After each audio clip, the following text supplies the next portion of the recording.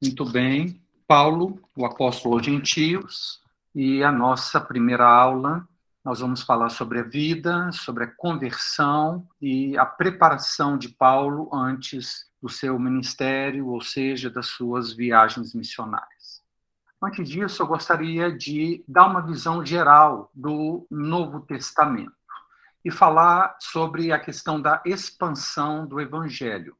O livro de Atos, que vem depois dos evangelhos, nos mostra como, apesar de toda oposição à fé cristã, ela foi se estendendo desde Jerusalém, a capital religiosa, até Roma, a capital política. Então, se você acompanhar o gráfico abaixo à direita, você tem aí que o evangelho chegou em Jerusalém, Samaria e nas cidades próximas por volta do ano 35 depois de Cristo. No ano 40, o evangelho já tinha alcançado Antioquia da Síria e a ilha de Chipre. No ano 48, toda essa região, chamada de Ásia Menor na época. No ano 52, o evangelho já tinha alcançado Macedônia, Grécia, e no ano 60 ele tinha chegado à capital do império, a cidade de Roma. Então, esse é, cronologicamente, o diagrama da expansão do evangelho nas primeiras décadas do cristianismo. Mais do que qualquer outra pessoa, Paulo foi o responsável pela disseminação do cristianismo por todo o Império Romano, através de suas viagens missionárias, pregando de maneira incansável a mensagem que havia procurado destruir. Então, esse é o tema do livro de Atos, a expansão do evangelho desde a capital religiosa, Jerusalém, até a capital política do Império, Roma. Vamos falar também, inicialmente, uma visão panorâmica das epístolas paulinas. O Novo Testamento ele tem uma estrutura, ele pode ser dividido em 4 partes. A primeira parte são os evangelhos, Mateus, Marcos, Lucas e João. A segunda parte é o livro histórico, o livro de Atos dos Apóstolos. A terceira parte do Novo Testamento são as epístolas, de Romanos até Judas. E a quarta parte, o livro profético, o livro do Apocalipse. Então, essa é a estrutura do Novo Testamento. Nos evangelhos, nós temos Jesus manifestado. No livro de Atos, Jesus proclamado ou anunciado.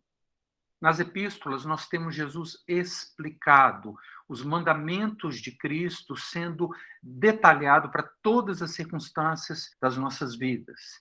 E no livro de Apocalipse, nós temos Jesus glorificado. Então, essa é a estrutura do Novo Testamento.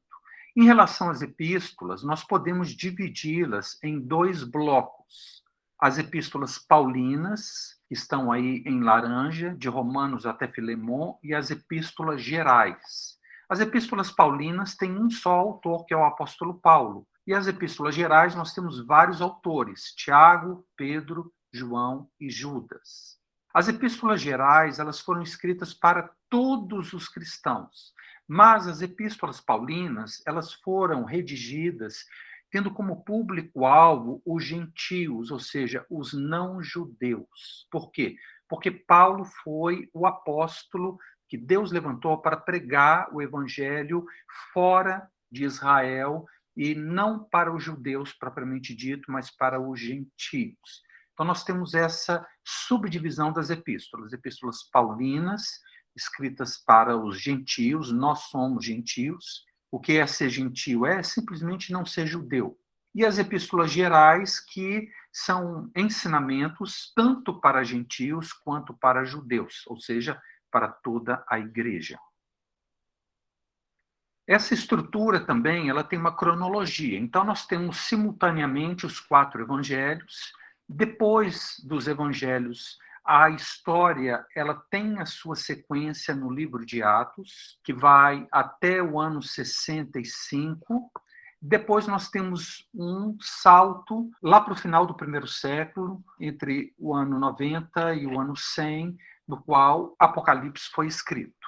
E as epístolas paulinas, a maioria delas está inserida cronologicamente dentro da história do livro de Atos. Quando nós lemos o livro de Atos, nós não temos uma boa dimensão da questão cronológica do tempo, mas o livro de Atos, ele abrange um período de 30 anos. Então, durante esses 30 anos, nós temos aí a carreira, as viagens missionárias de Paulo e as suas epístolas sendo escritas durante esse período, exceto Tito e 1ª e 2ª Timóteo. Então, como falamos, as epístolas paulinas foram escritas pelo apóstolo Paulo para os gentios, ou seja, para os não-judeus. E Paulo, então, tendo redigido 13 epístolas, ele é autor de aproximadamente 25% de todo o Novo Testamento.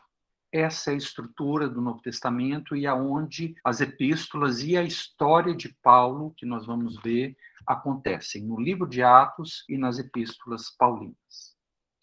Muito bem, vamos falar sobre as epístolas paulinas, que são 13.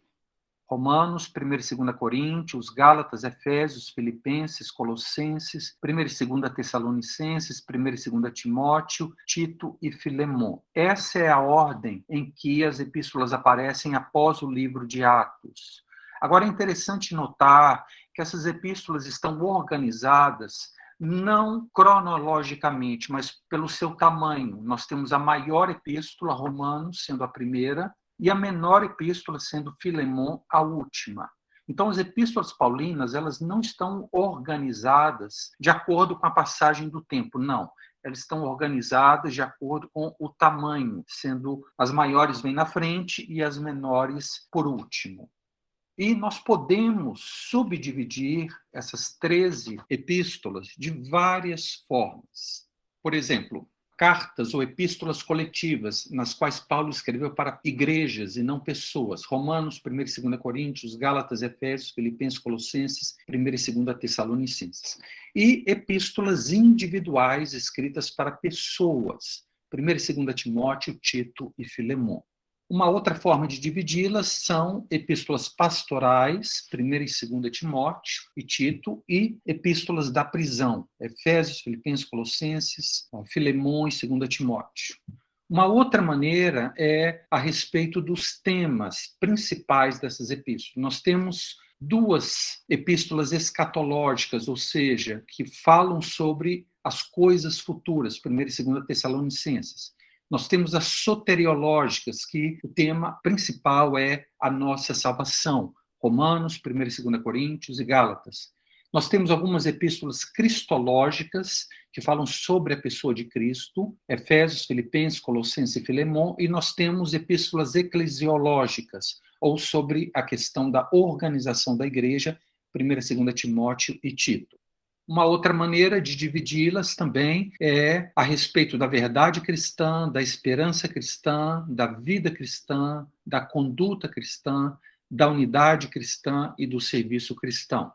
Ou em relação à fé, à esperança e o amor, e também a questão da ordem na igreja.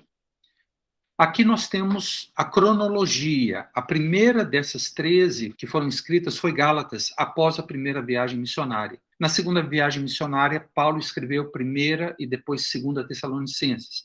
Na terceira viagem, Romanos e 1ª e 2ª Coríntios. No primeiro aprisionamento em Roma, Efésios, Filipenses, Colossenses e Filemon. Na quarta viagem missionária, que o livro de Atos não cita, mas nós sabemos por 1ª Timóteo e Tito que Paulo empreendeu uma quarta viagem missionária, que, como eu disse, não está registrada no livro de Atos. E nós temos no seu segundo aprisionamento em Roma, a última de suas cartas, que é 2ª Timóteo. Então, nós temos várias maneiras de classificar essas 13 epístolas. Eu vou mandar esse slide para vocês, não precisa copiar, vocês vão ter isso via WhatsApp. Muito bem, vamos falar a respeito do perfil do apóstolo Paulo. Primeiro, nome. Paulo é um nome hebraico utilizado nos círculos familiares e judaicos. O nome, vamos colocar assim, creio que vocês vão me entender, o nome de batismo dele é Saulo. Então, no meio da sua família, no meio dos seus compatriotas, esse era o nome Saulo. Esse nome é derivado de Saul, que foi o primeiro rei de Israel, que era da tribo de Benjamim, assim como Paulo também era da tribo de Benjamim. Mas temos também o nome Paulo, que é o seu nome em latim, denotando a sua cidadania romana. Ele é usado pela primeira vez em Atos capítulo 13, versículo 9, no início da sua primeira viagem missionária. E a partir de então, só esse nome é citado. Nunca mais o nome Saulo é citado nas Escrituras. Por que isso? Porque como o ministério de Paulo é aos gentios, não aos judeus, então não fazia sentido dele usar o nome Saulo, que é o nome hebraico. Então, a partir da sua primeira viagem missionária, quando começa o ministério de Paulo, ele se refere a si mesmo como Paulo, que é o nome romano ou latino. Características físicas. Em alguns registros da época, Paulo foi descrito como um homem de baixa estatura, pernas levemente arqueadas, com pouco ou nenhum cabelo, sobrancelhas ligadas e nariz encurvado. Ou seja, sua aparência física não era nada atraente, ele não era um destaque aonde chegava. A ponto de alguns cristãos na cidade de Corinto, ao se referirem a Paulo posteriormente, dizerem o seguinte a respeito dele: as cartas com efeito dizem são graves e fortes, mas a presença pessoal dele é fraca e a palavra desprezível. Ou seja, Paulo não era um homem alto, grande, que se destacava, pelo contrário, ele era baixo e pequeno, como o nome Paulo significa, o significado de Paulo é pequeno. Então, a sua aparência física não era nada espetacular ou destacada. Antes, pelo contrário, os coríntios dizem isso aí dele. A presença pessoal é fraca, não se destaca. Mas, apesar disso, Paulo tinha um excelente preparo físico, pois, como veremos, em suas 3 viagens missionárias, percorreu aproximadamente 11 mil quilômetros, sendo a maior parte dessa distância por via terrestre. Ou seja, apesar dele não ser um homem grande, ele tinha um preparo físico excepcional por causa das viagens que ele empreendeu. Inclusive, certa vez ele foi apedrejado e logo na sequência se levantou e viajou para outra cidade e pregou o evangelho. Ou seja, ele tinha um preparo físico muito bom. Cidade natal. A cidade natal de Paulo é Tarso. Paulo nasceu por volta do ano 6 da era cristã na cidade de Tarso, província da Cilícia, nós vamos falar sobre isso, na região da Ásia Menor. Tarso era um importante centro de cultura e intelectualidade grega, inclusive com algumas universidades gregas, e chegava mesmo a ser comparada com Atenas, na Grécia, e Alexandria, no Egito. Ou seja, não era uma cidade insignificante. Tarso era uma cidade bem importante, e foi aqui que Paulo nasceu. Cidadania. Paulo era cidadão romano por direito de nascimento. Atos, capítulo 22, versículo 28. Provavelmente, os pais de Paulo, sendo judeus, eles adquiriram por uma grande soma de dinheiro a cidadania romana. E, como consequência, os filhos deles também tinham o direito de serem considerados cidadãos romanos. Isso dava a Paulo amplo acesso a todo o território do Império Romano, que ajudou ele demais nas suas viagens missionárias. Além disso, de acordo com as leis da época, todo cidadão romano tinha certos direitos. Em primeiro lugar, proteção contra execução sumária. Em segundo lugar, julgamento público justo para alguém acusado de crime. E, em terceiro lugar, isenção de certas formas infames de punição. Então, Paulo tinha certos direitos dentro do Império Romano. E é interessante notar que em 3 momentos na sua carreira missionária, ele invoca esse direito. Em Filipos, após ser surrado com varas sem julgamento adequado, então em Filipos ele citou esse direito que ele tinha.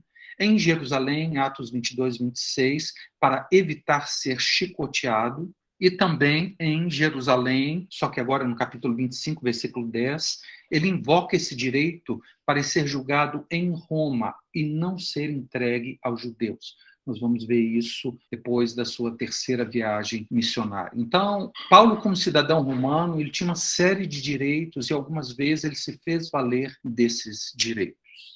Genealogia. Nós temos esse versículo aí de Filipenses, capítulo 3, versículos de 4 a 6, que Paulo falando a respeito de si mesmo. Bem que eu poderia confiar também na carne. Se qualquer outra pessoa pensa que pode confiar na carne, eu ainda mais. Circuncidado ao 8º dia, da linhagem de Israel, da tribo de Benjamim, hebreu de hebreus, quanto à lei fariseu, quanto ao zelo perseguidor da igreja, quanto à justiça que há na lei, irrepreensível. Portanto, Paulo, ele era da linhagem de Israel, da tribo de Benjamim. Como nós vimos, o nome dele, Saulo, foi um nome em homenagem a Saul, o primeiro rei de Israel, que também era da tribo de Benjamim. Herança religiosa. Está sublinhado uma outra parte aí dessa mesma passagem. Ele se declara hebreu de hebreus. Filipenses, capítulo 3, versículo 5. Ele não diz que é israelita ou judeu. Qual é a diferença? Em Atos capítulo 6, versículo 1, na instituição dos diáconos, nós lemos que houve murmuração dos helenistas contra os hebreus. Por quê? Porque as viúvas dos helenistas estavam sendo esquecidas na distribuição diária. Ora, tanto helenistas quanto hebreus eram ambos grupos judeus. Mas os hebreus se diferenciavam dos helenistas por alguns motivos. Os hebreus se julgavam mais puros que os helenistas. Os helenistas eram judeus que se deixaram influenciar pela cultura grega e, portanto, participavam de sinagogas em que os cultos eram em grego. Por outro lado, os hebreus eram judeus que mantinham seu idioma natal e participavam de cultos em sinagogas que falavam o hebraico. Então, quando Paulo diz que ele é hebreu de hebreus, está afirmando que, apesar de sua família morar fora da Palestina e estar inseridos no mundo de cultura grega, ele e seus pais não adotaram um estilo de vida gentio e observavam rigorosamente o estilo de vida do judeu ortodoxo, mais puro do que o dos judeus helenistas, que se misturaram, de certa forma, à cultura e às tradições gregas. Ele também diz, olha o versículo aí, que quanto à lei, ele era fariseu. E lá também, no livro de Atos, capítulo 23, versículo 6, ele diz: varões e irmãos, sou fariseu, filho de fariseus. Ou seja, ele e seus pais pertenciam à seita mais severa do judaísmo, que procuravam cumprir a lei de Moisés nos seus mínimos detalhes.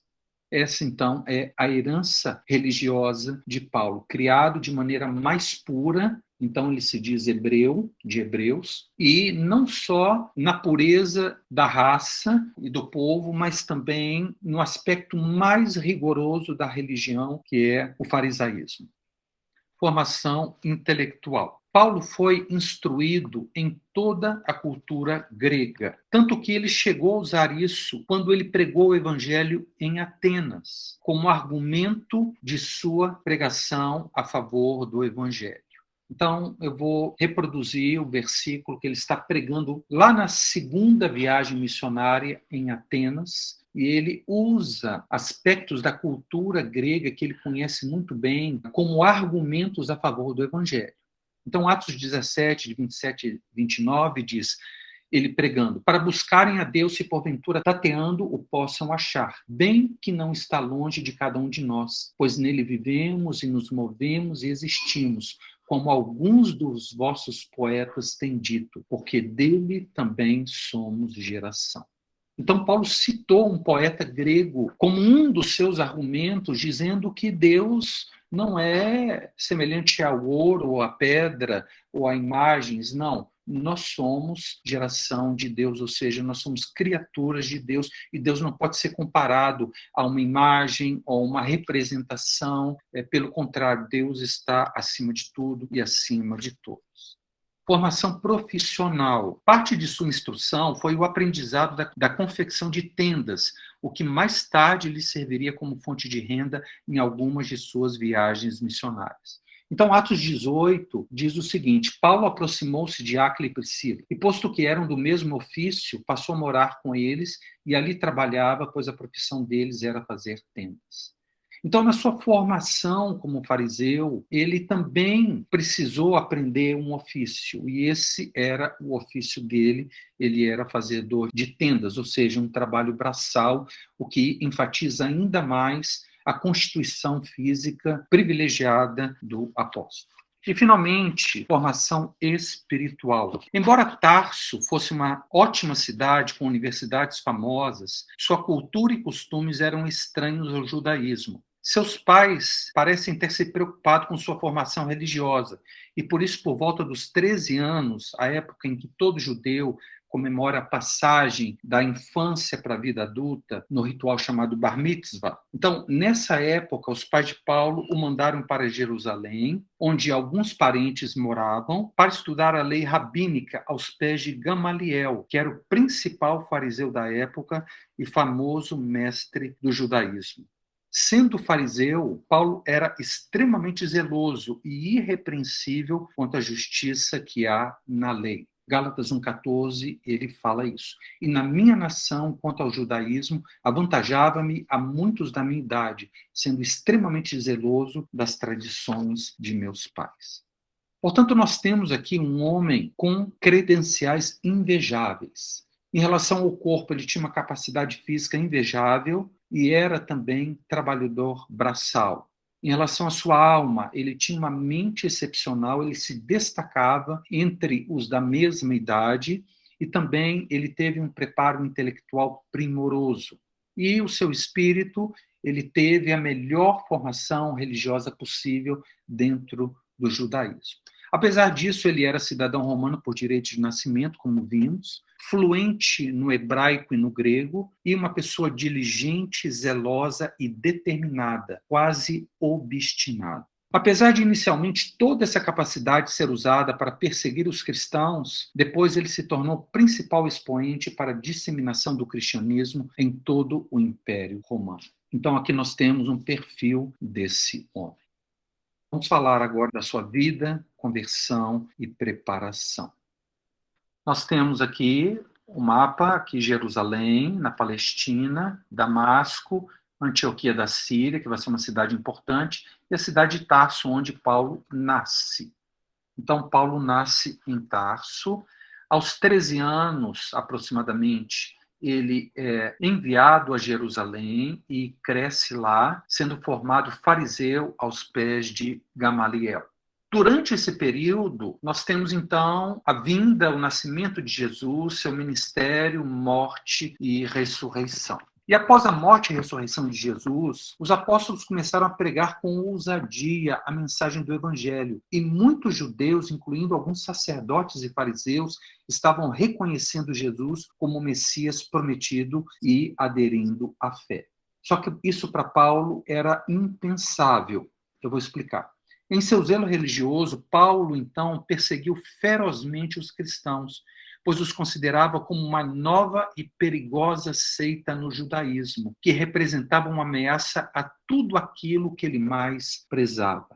Então, Paulo se torna um terrível perseguidor da igreja. Em Gálatas capítulo 1, versículo 13, ele diz: porque ouviste qual foi o meu proceder outrora no judaísmo, como sobremaneira perseguia eu a igreja de Deus e a devastava.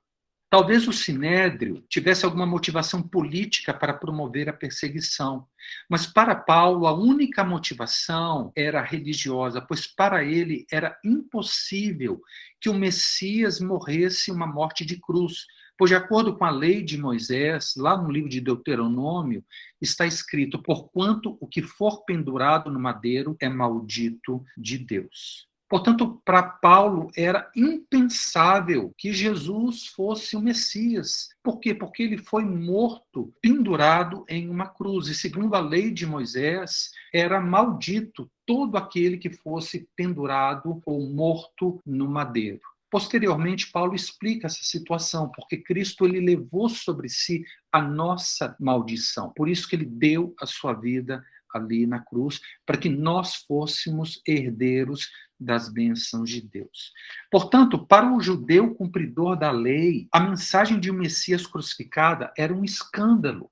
Olha o que o próprio Paulo escreve, 1 Coríntios capítulo 1, versículo 23. Mas nós pregamos a Cristo crucificado, escândalo para os judeus, loucura para os gentios. Então, nós vemos que a única motivação de Paulo para perseguir os cristãos é porque ele achava impensável que um homem que morreu na cruz, ele fosse o Messias, o rei dos judeus. Então, ele perseguia com intenso zelo religioso, sendo até mesmo cruel em sua perseguição aos cristãos. Em todo esse contexto de oposição à igreja que estava surgindo, nós temos o primeiro mártir da história da igreja, Estevão, Atos capítulo 7. Paulo consentiu em sua morte, Atos capítulo 8, versículo 1, e se tornou um dos líderes da perseguição contra os cristãos, chegando mesmo às raias da crueldade. Olha o que está escrito em Atos capítulo 8, versículo 3. Paulo, porém, assolava a igreja, entrando nas casas e encerrava-os no cárcere. Também Atos capítulo 26. Ele lembrando, depois de convertido, a sua carreira antes de se converter. Encerrei muitos santos nas prisões, e contra eles dava o meu voto quando os matavam. Muitas vezes os castiguei por todas as sinagogas, obrigando-os até a blasfemar, e demasiadamente enfurecido contra eles, mesmo por cidades estranhas, os perseguia. Portanto, ele era extremamente zeloso da lei de Moisés. E esse zelo, isso se tornou inicialmente como uma fúria contra os cristãos e contra o cristianismo. Após a morte de Estevão, então, se inicia uma grande perseguição contra a igreja e muitos cristãos fogem para outras cidades. Paulo pede e recebe permissão do sumo sacerdote para procurar e prender os seguidores do caminho nas sinagogas de Damasco, que era a principal cidade da antiga Síria. Então, nesse afã de destruir o cristianismo, ele pede permissão para ir a outras cidades e prender os discípulos de Jesus. Ele então vai para Damasco. E na estrada para Damasco, Paulo tem um encontro dramático com Jesus ressuscitado, que aparece a ele. E ele se converte por volta do ano 33. Esse evento é tão importante e significativo na vida e ministério do apóstolo que temos detalhes desse evento em 3 capítulos do livro de Atos. Atos capítulo 9, Atos capítulo 22 e Atos capítulo 26. Mais à frente em seu ministério, ao defender seu apostolado, Paulo relata essa experiência como prova de que o Senhor apareceu pessoalmente a ele, assim como tinha aparecido, depois de ressuscitado, aos demais apóstolos, provando que o chamado dele não era de maneira nenhuma inferior ao dos outros apóstolos que conviveram com o Senhor. E desde o início, desde esse encontro na estrada para Damasco, Deus o chama para o ministério entre os não-judeus, entre os gentios. Então, nós temos esse relato aí, Atos capítulo 26. Quando Jesus apareceu a ele, ele disse: "Quem és tu, Senhor?" Ao que o Senhor respondeu: "Sou Jesus a quem tu persegues, mas firma-te sobre os teus pés, porque por isso te apareci, livrando-te do povo e dos gentios para os quais eu te envio." Então, desde a primeira experiência de Paulo com Jesus, Jesus falou para ele que iria enviá-lo aos gentios, ou seja, aos não-judeus. Também, quando ele entra cego na cidade de Damasco, Deus aparece para Ananias e fala para Ananias ir orar por Paulo, mas Ananias ele resiste. Então o Senhor diz a Ananias: "Vai, porque este é para mim um instrumento escolhido para levar o meu nome perante os gentios e reis, bem como perante os filhos de Israel." Paulo, então, não estava proibido a pregar aos judeus, mas o foco do seu ministério eram os gentios. E Paulo, como vimos, foi especialmente preparado para a grande obra de pregar o evangelho entre as nações gentias, pois possuía alguns atributos que lhe permitiam amplo acesso em diversas culturas, como já vimos. Hebreu de hebreus, então ele chegava nas cidades, ia nas sinagogas e pregava primeiro o evangelho aos judeus. Ele era educado em cultura e ambiente gregos e cidadão romano por direito de nascimento. Muito bem, logo depois desse encontro, Paulo ele é levado a Damasco e entra na cidade cego. Fica por 3 dias cego em jejum. Ananias então ora por ele e Paulo recupera a visão. Após isso, Paulo é batizado e passa alguns dias em Damasco, pregando nas sinagogas dessa cidade, afirmando que Jesus é o Filho de Deus. Você encontra isso lá em Atos capítulo 9, versículos 20 a 22. Portanto, desde a sua conversão, Paulo, ele já começa a pregar que Jesus é o Messias esperado de Israel. E, após a sua conversão, Paulo não volta para Jerusalém. Ele está tão convicto do seu chamado que ele não pede a bênção dos apóstolos em Jerusalém. Nós temos esse versículo aí, Gálatas 1,17. Nem subi a Jerusalém para os que já eram apóstolos antes de mim, mas parti para as regiões da Arábia e voltei outra vez para Damasco. Paulo, então, depois da sua conversão e passar alguns dias em Damasco, ele vai para a região da Arábia e passa lá 3 anos. Por que 3 anos? Esse é aproximadamente o período em que os 12 apóstolos acompanharam seu mestre em sua vida terrena, sendo preparados antes de iniciarem o seu ministério, os 12 apóstolos. Portanto, então, Paulo julgou também que ele precisava ter esse tempo exclusivo com Jesus, se dedicando, se consagrando ao Senhor. Por que a Arábia? A Arábia é onde se encontra o Monte Sinai. E assim como Moisés e Elias, Paulo provavelmente decidiu fazer um retiro espiritual lá no Monte de Deus, pois o Sinai está na Arábia. E era algo que alguns religiosos praticavam, de fazer um retiro no Monte Sinai, imitando ali os profetas da antiguidade, como Moisés e Elias. Então, é provável que Paulo ele tenha feito esse retiro espiritual lá no Monte Sinai. E o que Paulo fez nesses 3 anos, nós não sabemos, as escrituras silenciam, mas com certeza nesse longo retiro, ele estuda novamente todo o Antigo Testamento, agora sob o ponto de vista de Jesus como Messias de Israel. Porque há um choque na visão de Paulo. Paulo não podia admitir que o seu Messias, o Messias de Israel, morresse crucificado de maneira tão vergonhosa numa cruz. Então, esse tempo, Paulo, que era um estudioso profundo da lei de Moisés, então ele passa reexaminando todas as escrituras do Antigo Testamento, agora com essa nova visão de Jesus Cristo sendo o Messias de Israel. Muito bem, após esse período, Paulo então volta para Damasco. Os judeus planejam matá-lo. Paulo foge de Damasco num cesto pela muralha da cidade. Nós vemos isso lá em Atos capítulo 9, versículo 23, e 2 Coríntios, capítulo 11, versículos 32 e 33. E vai para Jerusalém. Chegando em Jerusalém, ele é levado aos apóstolos por Barnabé e conta a sua experiência de conversão. Passa também 15 dias com Pedro e Tiago, que são os principais na igreja em Jerusalém. Não só eles são apóstolos, mas eles são presbíteros, ou seja, líderes da igreja em Jerusalém. Nós vemos Paulo relatando esse incidente em Gálatas capítulo 1, versículos 18 e 19. Decorridos 3 anos desde a conversão dele, então subi a Jerusalém para avistar-me com Cefas, Pedro, e permaneci com ele 15 dias. E não vi outro dos apóstolos, senão Tiago, o irmão do Senhor.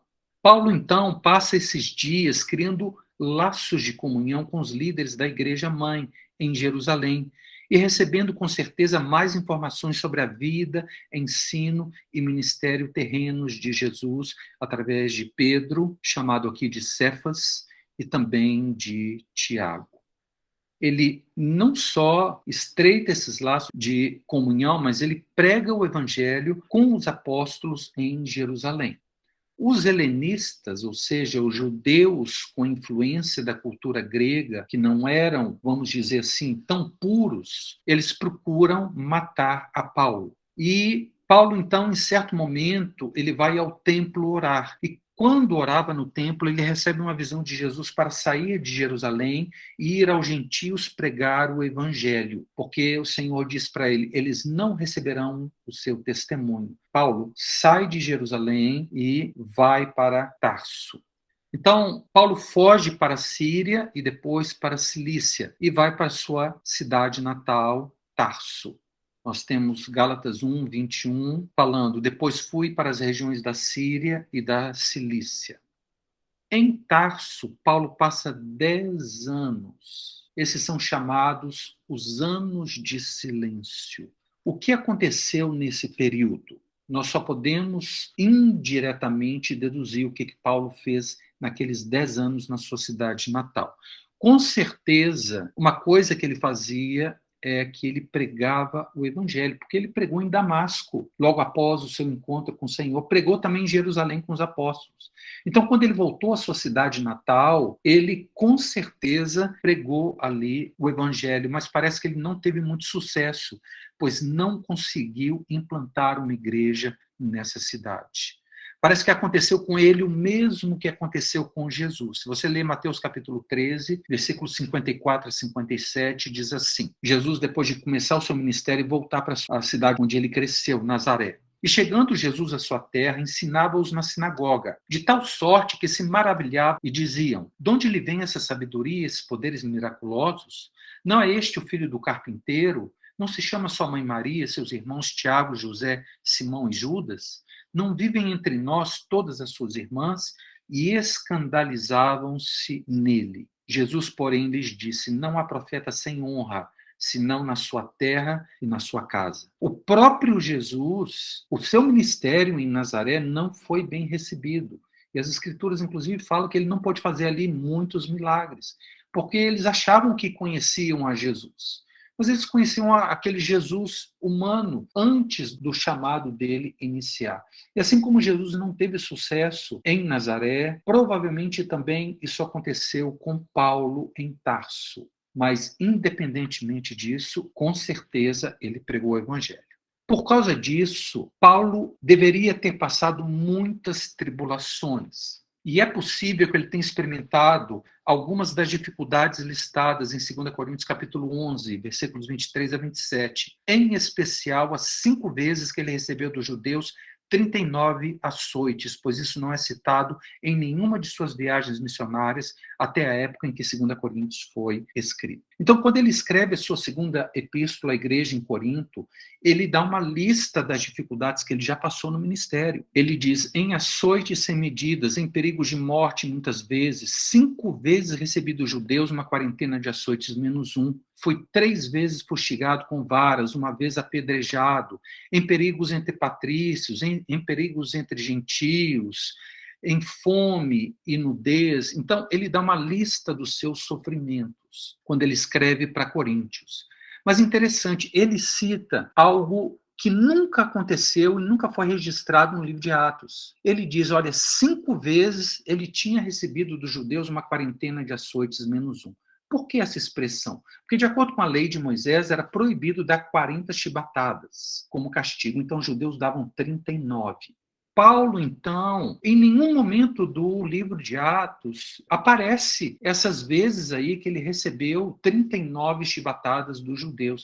Então, provavelmente, foi nesses 10 anos que ele sofreu o que ele relata aqui em 2 Coríntios capítulo 11, que ele recebeu 5 vezes dos judeus uma quarentena de açoites menos 1. Então, ele não só pregou o evangelho, mas ele passou também por muita tribulação. Esses 10 anos foi um período intenso de aprendizado, de Deus moldar a vida de Paulo, porque ele não parava, ele era uma pessoa muito ativa. Outra coisa também que nós podemos deduzir é que quando estudamos a carta de 2 Coríntios e a sua data em que foi escrita, nós podemos afirmar que foi nesse período de 10 anos aqui que Paulo teve a experiência de ir ao terceiro céu. Para os coríntios, ele diz, nessa mesma carta em que ele fala dos sofrimentos, ele diz: Conheço um homem em Cristo que há 14 anos atrás foi arrebatado ao terceiro céu. E sei que o tal homem foi arrebatado ao paraíso e ouviu palavras inefáveis, as quais não é lícito ao homem referir. Então, se nós estudarmos 2 Coríntios e retrocedermos 14 anos da data em que essa epístola foi escrita, nós vamos cair dentro desses 10 anos de Paulo lá em Tarso. Então, ele teve uma experiência de ir à presença de Deus, ir ao terceiro céu e receber o evangelho da boca de Cristo Jesus. Em Gálatas ele fala: faço-vos, porém, saber, irmãos, que o evangelho por mim anunciado não é segundo o homem, porque eu não o recebi nem o aprendi de homem algum, mas mediante revelação de Jesus Cristo. Realmente, Paulo, dentre todos os apóstolos, é o que tem a visão mais ampla do evangelho e de sua aplicação prática na vida cristã. Na verdade, muitas questões referentes aos gentios, só Paulo responde, pois os outros apóstolos tinham uma visão muito restrita do evangelho, ou seja, excessivamente judaica. Então, Paulo, com certeza, ele diz aqui, olha, eu não recebi o evangelho de homem algum, mas mediante revelação de Jesus Cristo. Então, foi nessa experiência de terceiro céu que ele deve ter ouvido o evangelho da boca do Senhor e recebido instruções e revelações que os outros 12 apóstolos não tiveram. Por quê? Porque Paulo tinha sido escolhido para pregar entre os gentios e não apenas entre os judeus. E a única explicação de Paulo, então, ter essa visão extremamente ampla do evangelho e a sua aplicação na vida dos gentios é que nessa experiência de terceiro céu que ele tenha recebido essa ampla revelação do evangelho diretamente do Senhor para o seu ministério entre as nações gentias. E também em 2 Coríntios, após citar a experiência de terceiro céu, Paulo ele começa a sofrer um espinho na carne, 2 Coríntios capítulo 12, versículos de 7 a 10. Depois vocês leem 2 Coríntios, todo 2 Coríntios, que essas coisas vão se encaixando. Ou seja, Deus permite ou envia a Paulo um espinho da carne. Por quê? Para que ele não se ensoberbecesse com a grandeza das revelações. Esse espinho na carne era uma limitação física que humilhava profundamente e que se fez presente em todas as viagens missionárias. Não sabemos exatamente o que era esse espinho na carne, mas era alguma coisa que humilhava muito a Paulo. Ele diz que orou 3 vezes ao Senhor para que afastasse, mas o Senhor disse não, porque o meu poder se aperfeiçoa na fraqueza. E há muitas teorias em relação ao que seria esse espinho na carne de Paulo. Uma opção, que eu acho bem razoável, seria um problema nos olhos, pois há muitas passagens que indiretamente dizem que o apóstolo tinha essa limitação, como, por exemplo, em Gálatas 6,11. Ele diz: vede com que letras grandes vos escrevi de próprio punho. Também em Gálatas 4,15. Pois eu vos dou testemunho de que, se possível fora, vocês teriam arrancado os próprios olhos para me dar. E também nós temos 2 epístolas, 1 Coríntios e 2 Tessalonicenses, que não foi Paulo que escreveu, ele ditou e ele tinha um escrevente que redigia o que ele falava.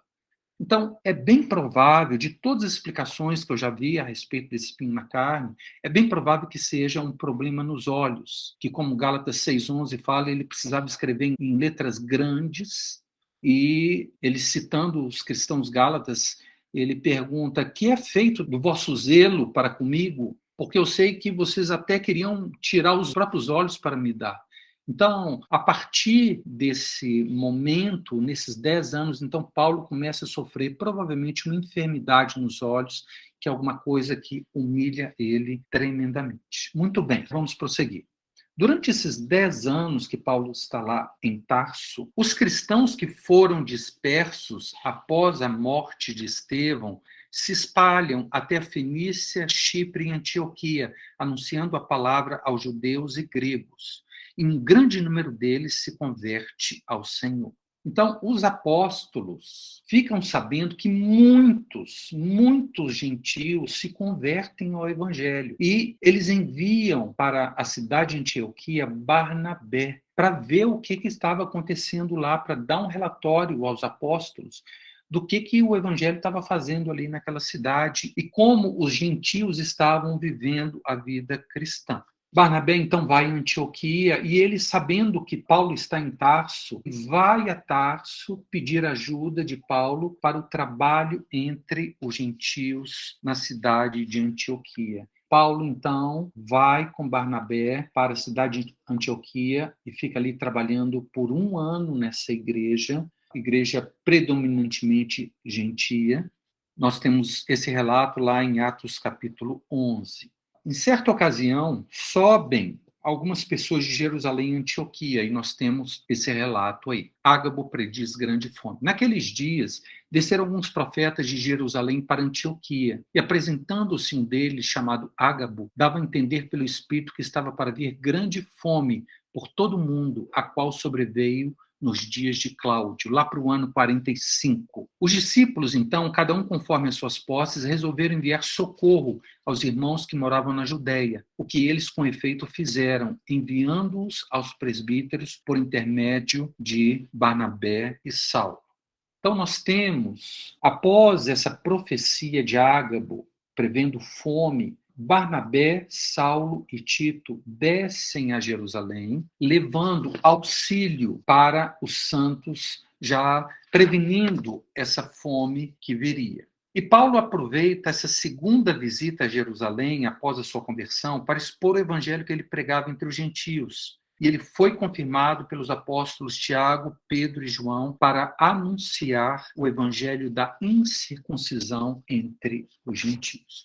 Então, Saulo, Barnabé e Tito descem a Jerusalém levando uma oferta para os cristãos, e Paulo aproveita essa visita para expor o evangelho que ele pregava no meio dos não-judeus. Eu vou ler aqui para vocês Gálatas capítulo 2, versículos de 2 a 9. Subi em obediência a uma revelação e lhes expus o evangelho que prego entre os gentios, mas em particular aos que pareciam de maior influência, para de algum modo não correr ou ter corrido em vão. Contudo, nem mesmo Tito, que estava comigo, sendo grego, foi constrangido a circuncidar-se.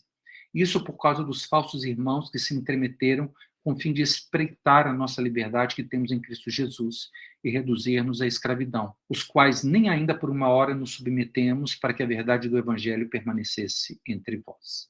E quanto àqueles que pareciam ser de maior influência, quais tenham sido outrora, não me interessa, Deus não aceita a aparência do homem, esses digo que me pareciam ser alguma coisa, nada me acrescentaram. Paulo aqui está falando dos apóstolos em Jerusalém. Antes, pelo contrário, quando viram que o evangelho da incircuncisão me fora confiado, como a Pedro o da circuncisão, pois aquele que operou eficazmente em Pedro para o apostolado da circuncisão também operou eficazmente em mim para com os gentios. E quando conheceram a graça que me foi dada, Tiago, Cefas e João, que eram reputados colunas da igreja em Jerusalém, me estenderam a mim e a Barnabé a destra de comunhão, a fim de que nós fôssemos para os gentios e eles para a circuncisão. Então, nesse momento, Paulo expõe o evangelho que ele pregava entre os gentios e os principais apóstolos, Pedro, Tiago e João, abençoam a Paulo, falando: olha, irmão, seu ministério entre os gentios, nós te abençoamos, mas o nosso ministério aqui é entre os judeus. Então, Paulo, ele volta com Barnabé e Tito para Antioquia e eles levam consigo a Marcos, ou João Marcos, que é o autor do segundo evangelho, Evangelho de Marcos. Eles levam Marcos com eles, e como nós vamos ver na próxima aula, Marcos é levado na primeira viagem missionária com Saulo e Barnabé. Eles retornam, então, para Antioquia. Paulo e Barnabé são separados pelo Espírito Santo para pregar aos gentios. Então, a igreja, quando estava orando, o Espírito Santo comissiona e envia Paulo e Barnabé para a obra missionária. Eles são abençoados pelos irmãos com oração e imposição de mãos, Atos capítulo 13. E Paulo e Barnabé levam consigo também a Marcos. E aqui, então, nós temos o início das viagens missionárias de Paulo. Então, essa é a carreira de Paulo, desde o seu nascimento em Tarso indo para Jerusalém, crescendo aos pés de Gamaliel, depois perseguindo os cristãos, se encontrando com Jesus na estrada para Damasco. 3 anos ele passa na Arábia, depois volta para Damasco, para Jerusalém. Querem matá-lo em Jerusalém, ele vai para a sua cidade natal, Tarso, passa lá 10 anos. Depois Barnabé o chama para Antioquia, e de Antioquia eles descem em Jerusalém e retornam a Antioquia. E a partir de agora, é o que será o tema da nossa próxima aula, as viagens missionárias de Paulo. A partir de agora, então, nós temos um relato mais detalhado da vida de Paulo e do seu ministério nas suas viagens no livro de Atos. Algumas coisas dessa parte inicial da vida de Paulo nós precisamos ir em outros livros, quando ele fala de si mesmo, e procurar montar um quadro, porque lendo só o livro de Atos não fica muito claro, mas nós temos e demos para vocês todas as referências para que pudéssemos apoiar toda essa jornada e como ela aconteceu. E é importante destacar que, desde a sua conversão até o chamado para sair em suas viagens missionárias, passam-se aproximadamente 14 anos nos quais Deus preparou seu servo para a obra que o tinha separado. Ou seja, não foi do dia para a noite que Paulo foi colocado na sua missão de apóstolo entre os gentios. Nós temos aí 14 anos de intensa preparação do apóstolo antes de ele iniciar o seu ministério entre os gentios e escrever as suas cartas. E então, a partir da semana que vem, nós vamos estar estudando a primeira viagem de Paulo. E eu gostaria de pedir a vocês que, para a próxima aula, então, lessem antecipadamente, se possível, pouco antes da aula começar, Atos capítulos 13 e 14, que descreve essa primeira viagem missionária.